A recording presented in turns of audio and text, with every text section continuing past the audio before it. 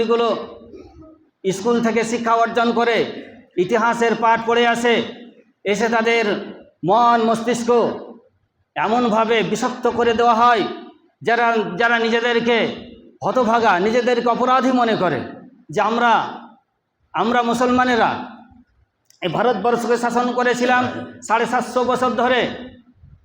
750 বছর ধরে আমরা এই ভারতবর্ষকে শাসন করেছিলাম। আমরাই নাকি ভারতবর্ষের রাজা ছিলাম। আমাদের অনুগতে যেই সমস্ত ছোট জাতেরা ছিল, শিডিউল ট্রাইব, শিডিউল কাস্টেরা ছিল, যারা ঠেলা ঠেলতো, যারা রাস্তা পরিষ্কার করত, আমাদের জুতোগুলো পরিষ্কার করত, যারা আমাদের ঘর বাড়িগুলো, আমাদের বিল্ডিং, আমাদের মহল্লাগুলো যারা ঝাড়ু দিয়ে যাদের দিন অতিবাহিত হতো, যারা মাথা কাটতো, চুল কাটতো, যারা পায়খানা পরিষ্কার করত ইত্যাদি করে যারা জীবন ধারণ করত, যাদের জীবন ধারণ করত, তাদেরই আজকে এই ভারতবর্ষ স্বাধীনতার সংগ্রামে তাদেরই অবদান যেন আকাশ চূড়া। আর যেই জাতি এই ভারতবর্ষে 750 বছর ধরে যারা রাজত্ব চালালো, যারা সিংহাসনে অধিষ্ঠিত ছিল, আজকে তাদের ভারতবর্ষের স্বাধীনতা সংগ্রামে বিন্দু মাত্র অবদান আজকে আমরা ইতিহাসের পাতায় দেখতে পাচ্ছি না। কাজেই আমাদের সন্তান সন্ততিরা অত্যন্ত হতাশার মধ্যে, অত্যন্ত নিরাশার মধ্যে নিজেদেরকে অপরাধী মনে করে ক্লাসের মধ্যে তারা মাথা নিচু করে চুপ করে তাদেরকে বসে থাকতে হয়, কারণ তারা যে মিথ্যা ইতিহাসের শিকার। আজকে ইতিহাস মিথ্যা, বিকৃত ইতিহাস আমাদেরকে পড়ানো হচ্ছে। মুসলিম জাতির কৃষ্টি কালচার, মুসলিম জাতির সংস্কৃতি, মুসলিম জাতির স্থাপত্য, মুসলিম জাতির সমস্ত কিছুকে আজকে পাল্টে দেওয়া হচ্ছে।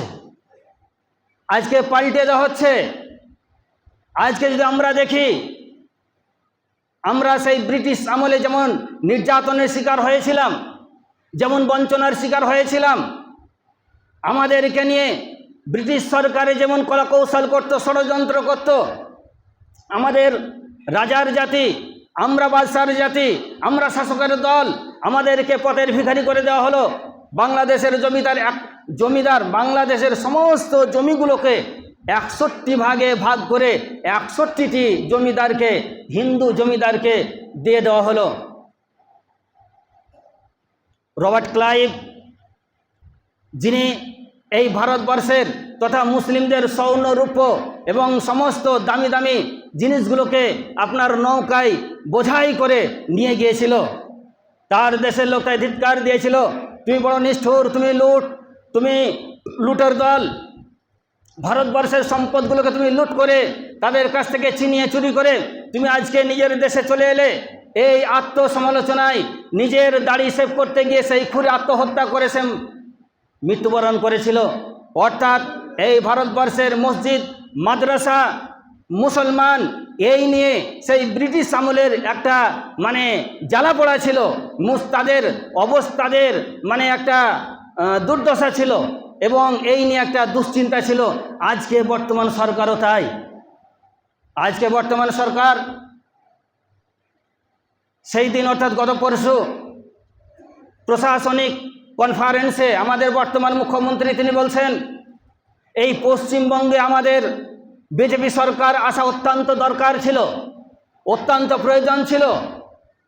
কারণ হচ্ছে এই যে আমরা এই পশ্চিমবঙ্গের শাসনভার পাওয়ার সঙ্গে সঙ্গে এই 3 দিনের মাথায় আমরা ইমাম ভাতা, মুয়াজ্জিন ভাতা আমরা বন্ধ করে দিয়েছি। আমরা আমাদের গোমাতা